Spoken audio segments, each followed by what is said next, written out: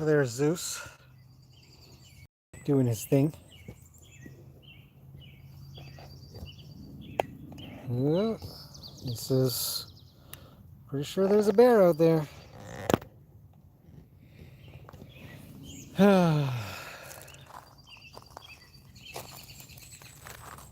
Okay.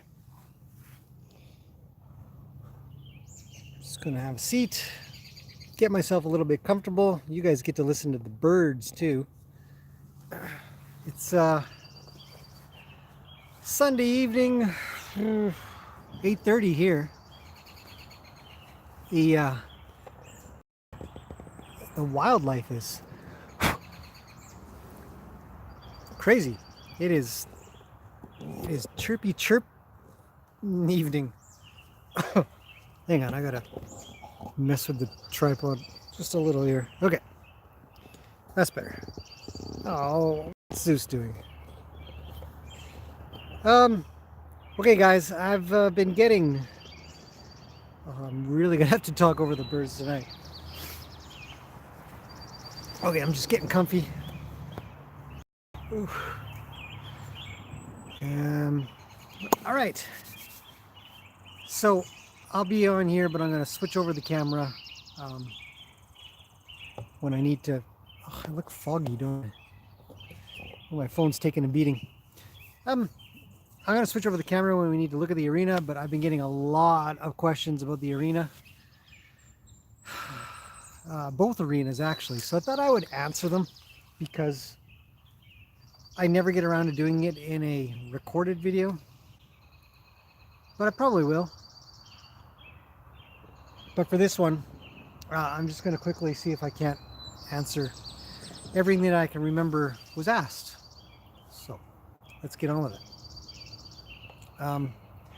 Switching the camera over again. So today was a busy day. We've got the standards out. We're doing some agility. We've got the bridge. Bridge is there. Standards 1, 2, 3, 4. Interestingly enough, the bears are coming out more and more. And today I actually saw a mama bear with 2 cubs. Just these little tiny things. And probably about the size of a dog or so. Oh, the horses are looking. Well, we might this evening. Anyhow, talking about the arena. Because I get a lot of questions, I feel like I should probably just have something out there that people can watch and that I can get them to until I can finally put together something good. So first thing we'll talk about is that it's a horse arena. The style of arena is, in my mind, it's not standard. It's not a standard size. It's not a standard grade. This arena was built with 2 constraints, pretty much. 1, the land, and 2, the requirements. So it is a horse arena, obviously, but it's sort of a bit of a special one. Really, she's just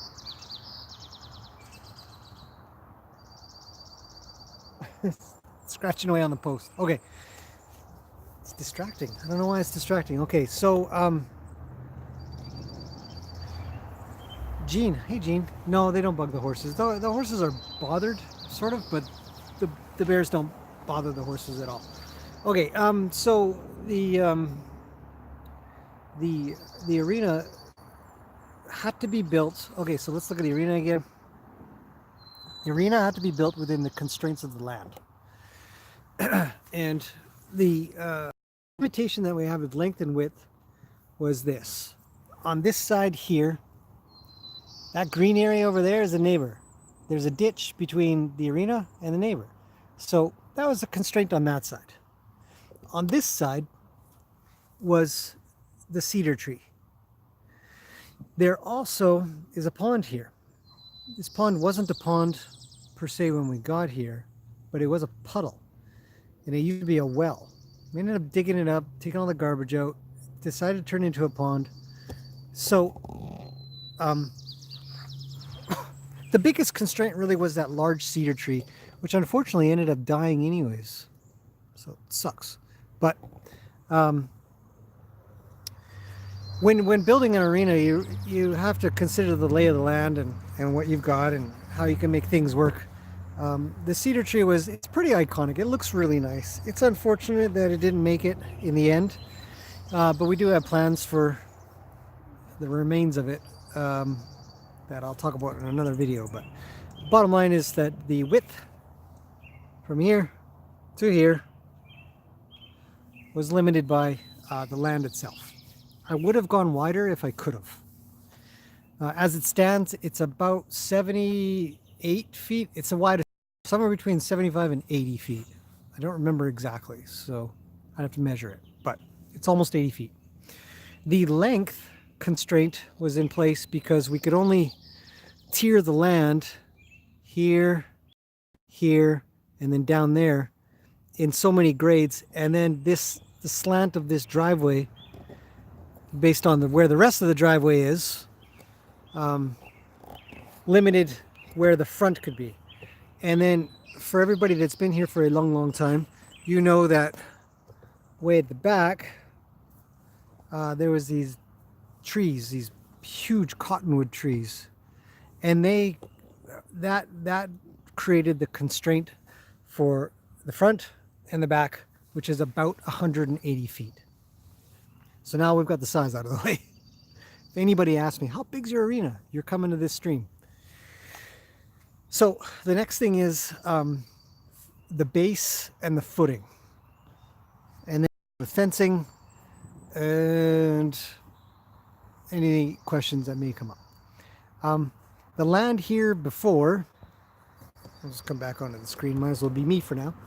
The land here before was dirt and clay and forest, sort of brushy forest. There used to be an arena there, but it was what's called a hog fuel. Hog fuel is bark mulch, but worse. Like big chunks of thick pieces of wood and bark, and it's terrible stuff. I have no good opinion of hog fuel. I will never get it ever for many reasons. So I knew I wanted sand. But what was here before was that. And so what we had to do while we were tiering and figuring out the land all around here, even what I'm sitting on right now, where this area here's got the rocks and the grass, and then that leads down to, you know, sort of the pathway and all the way down there. All of that had to be landscaped and tiered because it was a big drop in here. Then we had to move around a whole bunch of dirt and clay and stuff like that and get some kind of level area back there. So switch camera again. So this whole area in here had to be leveled and graded. Now the problem was to get it completely level, because as I said, it's a bit of a special arena. It's graded down the property for three reasons. One, we had to. There just wasn't enough land or earth or material to make a level arena. I could have lowered the front to raise the back, but you'll find if ever you're kind of into this kind of thing, if anybody's ever watching this and you're considering building some kind of arena or something like that, it's very difficult to move. If you there was already a grade here that we had to level from the front to back, and the lay of the land demanded that the front was a particular height, and it needed to be a little bit up here and there and above water level. The water level of the land had to always be lower all the way around the arena. Otherwise, the arena would be wet and flood and that kind of thing. So it was imperative that the the arena was sort of a bit of a pedestal of the yard, of the area. So everything else sort of goes off from there. I'll show you again really quickly. So this is obviously higher than here. It's higher than here up front. Even this slope and away from the arena, that's obviously a ditch way over there. And the back is obviously lower because it's graded that way. And then this too is lower and slants down. So all very specifically done that way for purposes of shedding water.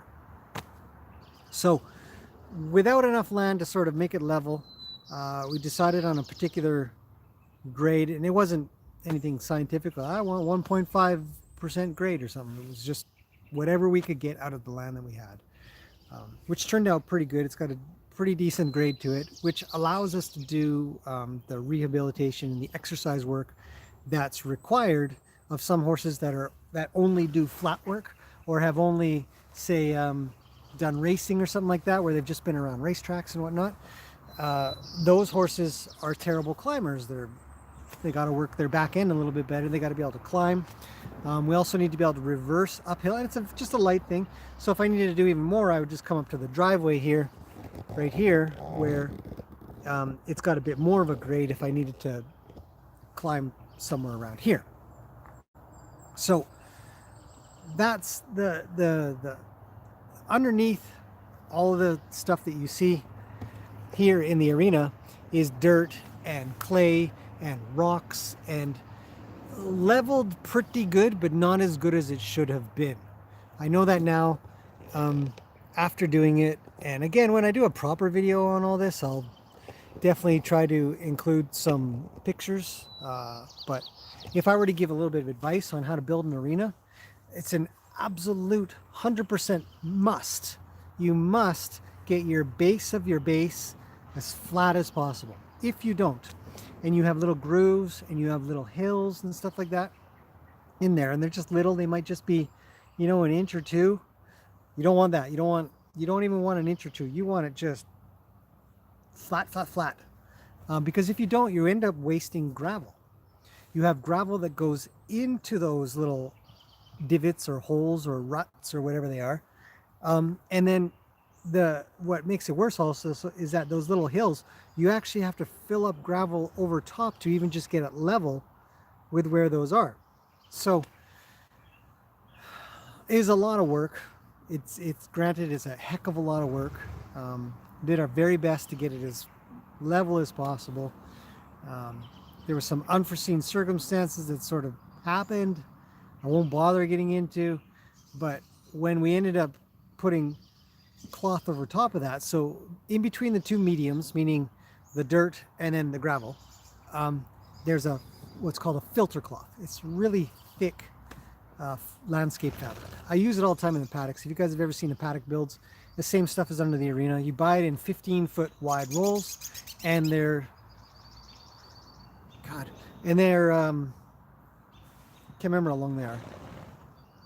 150 feet or something. Pretty long. Oh, hey Carla. Hey David. Who else is here? Sue. Hi Sue.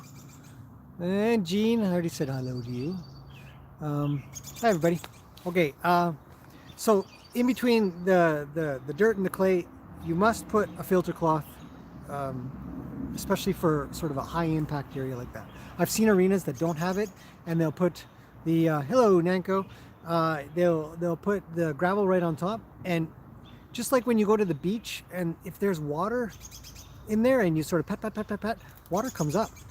Hi Alice. And the water will come up, and up will come the mud.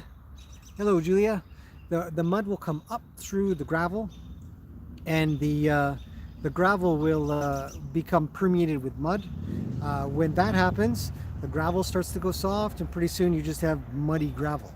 So by putting in a layer of liquefaction, yeah, that's a real word, right? I've heard it before. I swear. I think it is. Or liquefaction or liquefy. My brain is not working. I'm so tired. Um, then when it mixes and stuff, then you're done. You got to redo the whole thing. It's forever. It's never going to harden back up unless it's dry in summertime. And hi Gene. um, it's no longer a functional space for heavy animals essentially. So that layer was pretty tamped down. We did a pretty good job tamping that down.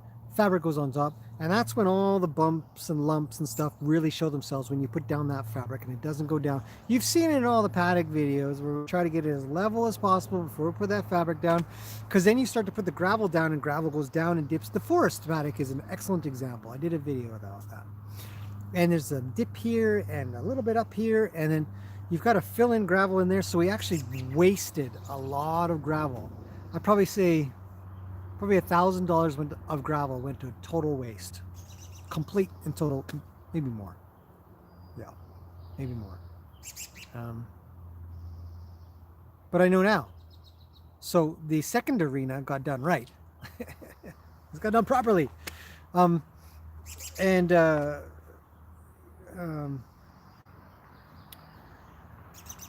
when the gravel does go into those pits, and it has to level out the land, and then once you've got it level, all the pits are filled and all the little hills are sort of covered over. Now you've got something flat. You then put gravel on top of that. So we had to level it with gravel, then put in our base. So the base that's under there is called a road base. Road base is essentially, I mean, everything you see around here. This gravel here, where it's what's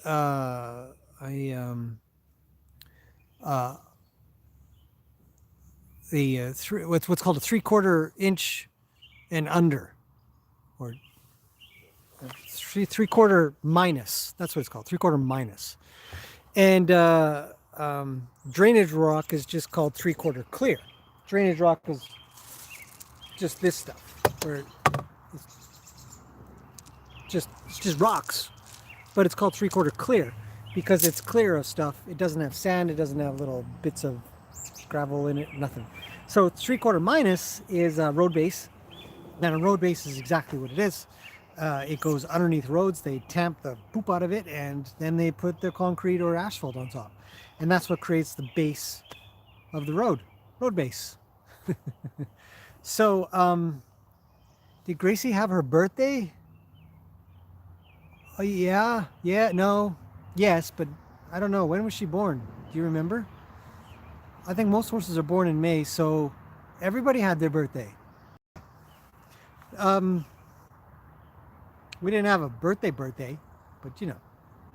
Anyway, so the road base goes down, and you tamp that until the cows come home. Essentially, that's a funny saying to say here, but essentially what I did with that is once we had the requisite amount of inches, which I think is anywhere from 6 to 8 inches to probably about a foot in some cases. Some cases that were a little lower and a little goopier and stuff like that, it probably reached close to a foot deep, which is a lot. Too much. It's not. You can never have too much, but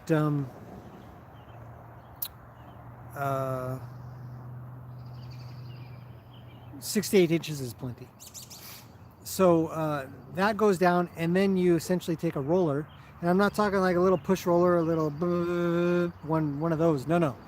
You get one of them driving ones, and the ones that we have that you can rent. It's a 16,000 pound vibrating roller, and it's a bear to drive. Like it takes a lot of practice to get right. Anyways, I spent 2 days rolling, maybe for 3 days rolling the arena. I would roll it, and what happens is when you roll it with one of them vibrating ones, it does this, really quickly, obviously, but it actually pulls the water out. So if there's any water in there, it pulls it up. So what you do is you'd roll, and the water would start to come up, and then you'd leave it, let it dry out, evaporate, and go away. If it was too dry, you'd actually have to water it down a little bit. Road base tamps down better with a little bit of water. So that's why you see when they go to build roads, if it's too dry, they'll have a watering truck come along and then water that road base, and then they'll tamp it with the roller. So once the 2 days had passed, and I rolled it, and I think I had done it for 2 days, and then the third day they come pick it up in the morning. And in the morning, I was up at 6 o'clock in the morning, boom, going along, hoping my neighbors wouldn't come out and give me a hard time about running this stupid roller over the arena, because I wanted it as hard as I could possibly get it. All the edges too, get as close to the edges as possible. And once that was done, ship that thing off, and then the base was done. Once the base was done, we did fencing, because we knew we didn't want to have to fight with the sand when we were putting in all the posts. So let's talk about the posts. So now you know what's underneath. It's a dirt, clay, most down, filter cloth on top of that, then 6 to 8 inches of road base tamped down with a massive machine that you just take forever to do, and make sure it's like concrete almost. I mean, it comes really close to just scratchy concrete. Okay, so what I have is a single rail wooden post with a base rail. I don't know if it's called a rail board, a base board at the bottom, obviously, and all of the posts are tamped, are pounded in essentially. And I have 2 gates, one here obviously, and one, whoa, okay, that didn't work out. Hang on, back it up. No, there. And one at the back. So I've got 2 gates, one at the front, one at the back, and that's it. Okay. Later on, I added lights, 1 there, 2, and 3. So 3 lights are up on a basic. It's actually a 2x12, 16-foot long 2x12. It was temporary, but it ended up being kind of permanent-ish. It's working out fine. They got LED lights on top that are quite bright, very bright. But that's later. So all of these were put in. We had a post pounder, a hydraulic post pounder on a tractor. And essentially what that looks like is just you either have a tractor or a front loader or something like that, and it's got the attachment on the back for a post pounder, and it's hydraulic. So you hook it up into the thing, brain.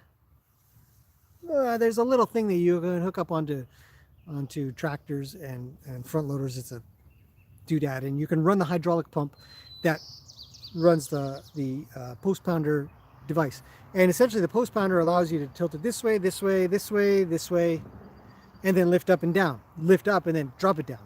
And so my friend and I did all the posts just one at a time. And as we finished them all up, or when we finished them all up, then we put in the baseboard and the rail. Now the baseboard is actually in the gravel, so the gravel was dug away a little bit, and then the board was put in there. A coupler. There's another name for it. It's a TPA or T. Oh my God. Birds sound nice, right? It's nice out here. It's getting darker. This is a big explanation of the arena. And anyway, so the hard pack was carved out. The board was put in, leveled, screwed in, buried back to, buried in about a couple inches for sure, 2 to 3 inches. So once the base was done, then we did the top board, and we tried really hard to get all of the posts in the same height. It's not that easy, and then some of them are a little wonky. When you pound them in, you're not always going to get them straight or plumb. You know, they might be this way, they might be that way, they might be that way, they might be that way, but you're doing your best. Sometimes there's a rock in the ground, and it was hard, but we got it done. Got all the posts done in a couple days, and then all the boards another couple days. Um, I should probably do a double rail board or arena, but I haven't really had any problems with it so far. Um, I think maybe a couple of breaks, and then I'm usually here, so I just go and fix it immediately, and that's about it. So it's all treated wood. All the posts are treated, all the boards are treated, um, and then just normal gates. So that's fencing. And then the last thing, I think I've been asked this question quite a few times, and I'm pretty sure I answered it. The sand on top, all of the sand on top, is called a washed sand. I think there's also another name like screened sand, but essentially, what you're looking for is a sand that has had all the silt taken out of it. So if there's another name for wherever you live, and you're wondering, well, I just want to get sand, I want to get horse sand. What's horse sand? Essentially, it is sand that it has all the silt taken out. I actually had ordered some sand one time, and the guy who usually brings me the sand had hired a newbie, like a new guy to the sort of crew, and he went out and he brought me back normal river sand and dumped it. And so I called up my guy. I said, this stuff's, it's not quite right. It holds the water. It's just like going to the beach. It's no different than going to the beach, and it's exactly like that. So I said, this isn't right. It's holding the water. So that's why you want a strained or washed sand. And essentially, all it is that all the silt has been taken out, and so it's coarser, I guess you could say. And that allows the water to run through it rather than get caught in it. It's not perfect. There obviously are some very, very tiny, it's still a little bit, but mostly it's all coarser stuff. And so the arena drains out really nicely, and then it also doesn't pack down at all, and it's not mucky. It doesn't hold water. I mean, it does hold a bit of water, but it strains or drains out pretty quickly. So the sand in the arena, some arenas, if you're doing racing, barrel racing or jumping and stuff like that, there'll be 2 to 3 inches of sand. This arena started off at about 1.5 to 2 inches. I knew I didn't want a lot because I wasn't doing big activities. And then over the last few years, because it rains, some of it has gone away, some of it is packed down.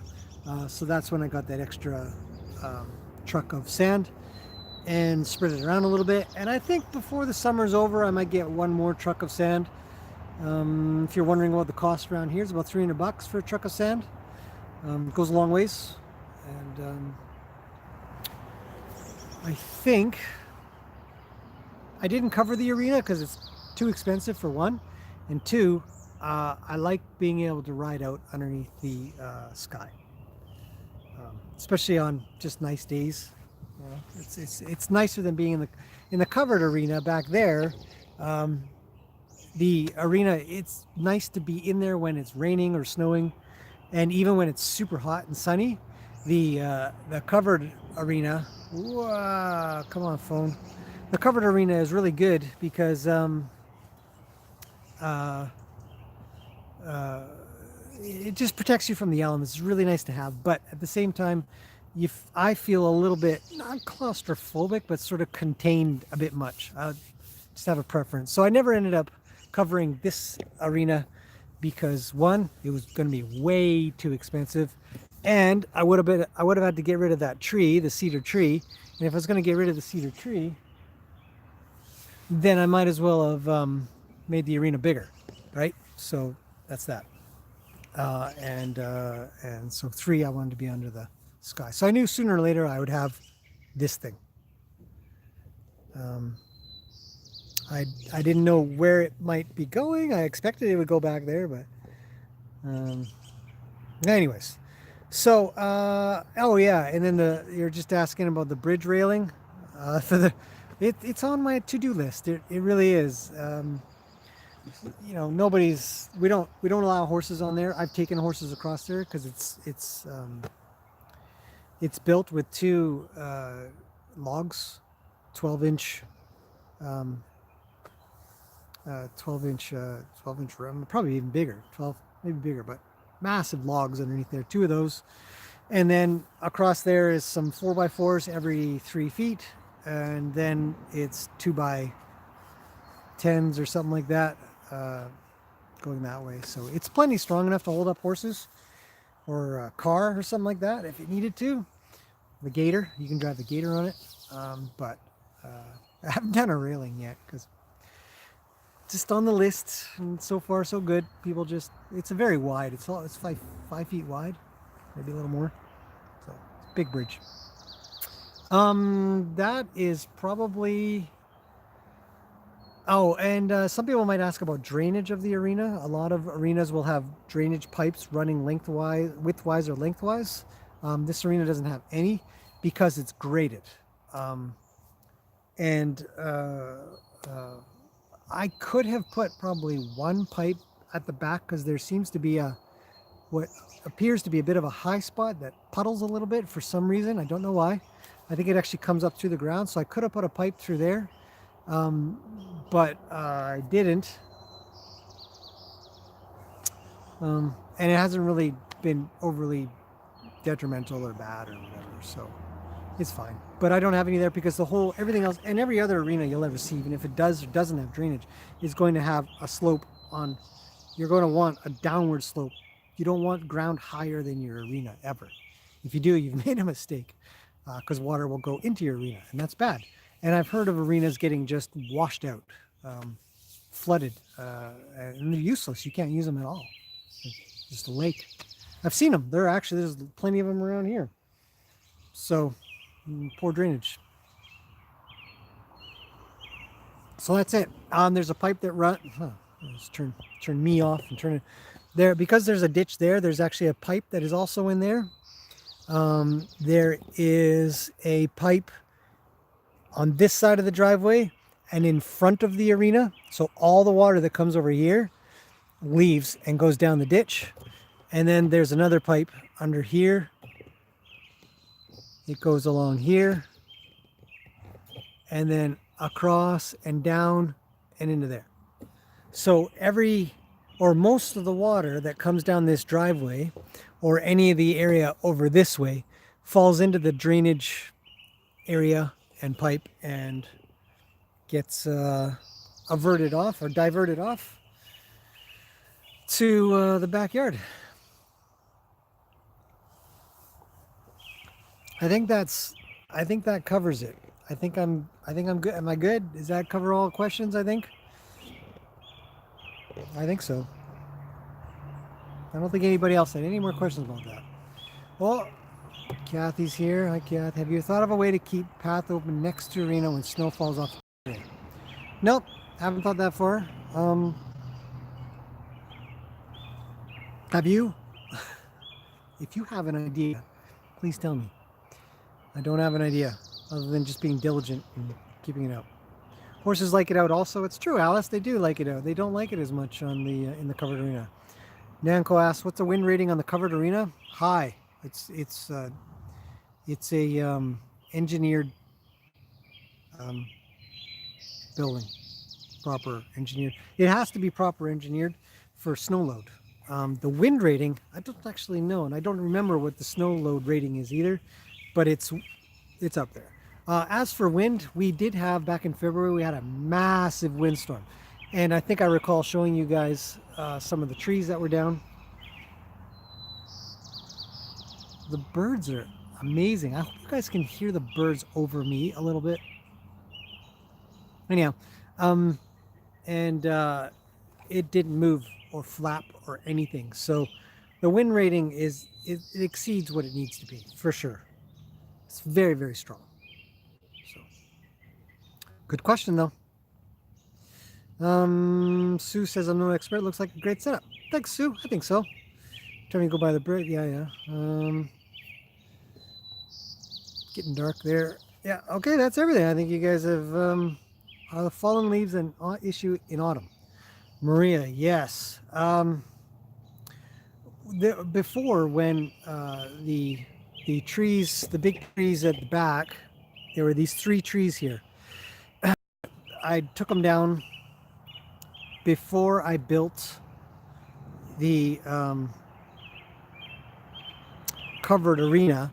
I had to get rid of a few trees, and there was these three trees that were cottonwoods. Cottonwood, if you don't know what cottonwood is, it's a fast-growing, weak, soft wood tree, and it's mainly used to actually make things like toilet paper and paper towels and stuff like that. Um, and in the fall, the leaves that would come off of those things would keep me busy for 2 weeks. They would just fall off and fall off. In fact, funny story, when we were building this arena, we were working on it and into the fall. It was September, and every day I was out there with this little stupid little hand blower trying to get rid of all these leaves when we were raking them, because we needed to lay out the gravel, but I didn't want organic material underneath rotting because there were so many of them. So after the arena was built, it was still a pain. The cedar tree has been a bit of a chore as well, with all the needles that fall off. There's this tree here that knocks off a lot of leaves, and then the maple here, and the willow tree puts out quite a bit, but most of it falls into the pond. And then there's all these guys in here. There's alders and I think a maple and stuff like that. And those things, when they blow into the arena, it's the primary reason I went out and bought a what is it? It's the biggest backpack leaf blower I could buy. It was on sale by pure luck. And I'd gone to the place. I said, "Can you tell me which one to get? Should I get this one here? It's $50 cheaper, or should I get this one?" I mean, it was $50. And they said, "Whatever you do, get the one that puts out the most air if you've got a big place." And I never looked back. It saved me hours. I mean, it's made its money and then some, easily. You guys have seen me work it if you've seen any construction or maintenance videos on this channel. You've seen it. It's loud. Put earmuffs on. Goes on your back. Starts like a lawnmower. So yeah, it's terrible. I hate fall for that, for the wrecking of the arena, because what you don't want is when you have a sand arena, for sure, when it's hog fuel, you don't give a crap because it's already organic and garbage anyways. But if you have a sand or a mixed sand or a mixed material or even dirt arena, you don't want a bunch of organics in there. One, it makes mud. Two, holds water. You want water gone. You don't want it to stay. So get rid of the leaves. Anyhow,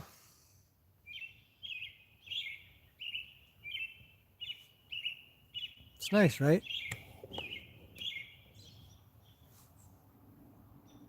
The sky's kind of nice. Just a little bit of clouds kind of going on.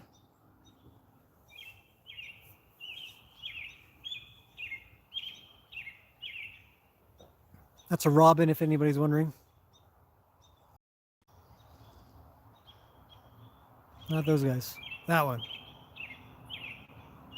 Noisy. Noisy, noisy. Anyways.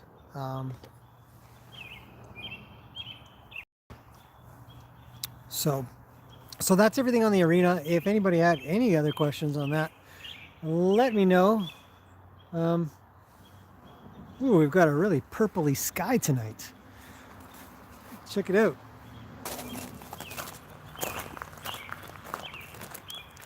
Looking towards the sunset.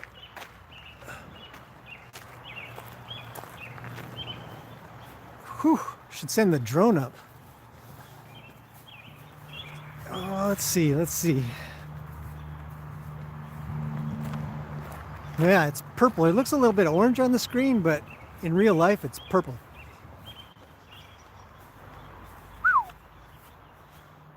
Wow. Yeah. It's like a Bob Ross painting. Amazing. Red sky at night.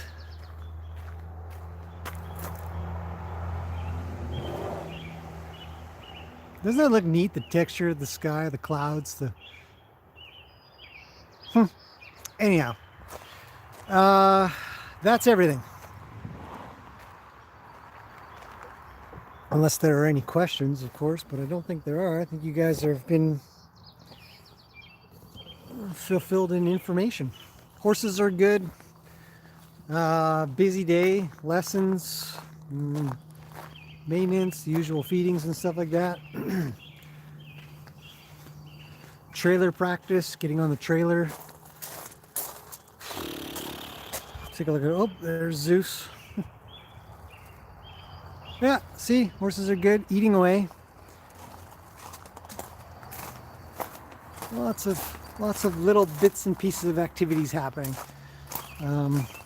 Riding was interesting today. We did some, as I said in the beginning, I did some agility. You see the standards out there. Put the bridge down again finally. So hopefully we can talk about that pretty soon. More riding stuff. But that's it. We'll finish that off. Hopefully you guys have had yourselves a good weekend. I know in the States it's Memorial Day weekend, so that's a big deal. Here in Canada we don't have anything. We had one weekend last weekend. So anyways, thanks for popping in. Thanks David for always with your thumbs up deal. It's the best. I'm hoping to do a live stream tomorrow for training. So it's not just this chitty chatty Q&A stuff. I'll actually be out with a horse. Not sure on timing. But I'm working on it. But I like it. I think the live training is helpful. People can watch what's going on. Some people have similar problems and then questions about what I'm doing and why I'm doing it and stuff. Spent a bunch of time with Tana today trying to work through some unforeseen sort of glitches, I guess you could call them. Gaps you sort of find. Went well. She's great. So we'll be doing a lot of that. Sort of troubleshooting your horse. I'll call it that. Troubleshooting your horse live stream, because that's what I did with Luke. Zeus is... What? What is it?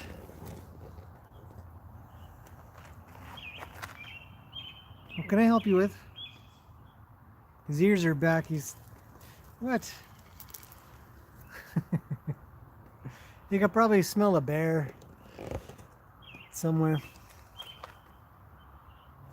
There's a couple out there for sure. As I said in the beginning, there's a mama bear with 2 cubs. Actually got a picture, but it wasn't it's not very good. Stop licking me. What are you doing? She's licking me. Not very clear, and they were also sort of in the shot.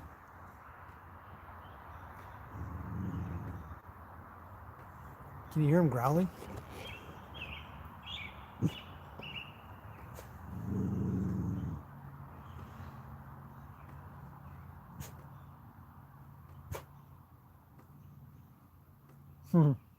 I don't know, buddy. Probably. It would be cool if a bear had shown up. You guys could see it. The other day there was a 1 or 2, I think maybe 1. On Saturday, and essentially I had to go chase it off. But they chase off really easily. I know people, oh, it's a bear, but honestly, they're fine. Horses get a little bit worried, but you just essentially I run out and you make a lot of noise, and they look at you and they just bolt into the forest, make a lot of noise and stuff like that. Right, Zeus? That's it for today. Thanks everybody for popping in, checking out the live stream, listening to me go on and on about whatever. See if there's any more chitty chats. What do we got going on? Alice, I found a place that welcomes my help with his hordes. Do you mean horses? You do, horses. You're grateful. That's good. That's awesome. Being around horses is really nice. So good luck with that, Sue. Keep looking. There's places. They're around. It is nice to be around horses. It's very peaceful. So I'm going to end it at that. But have yourselves a good evening or morning or afternoon or wherever you are on the planet. I'm going to do final check and maybe head inside. So thanks for watching, everybody. We'll see you guys again tomorrow.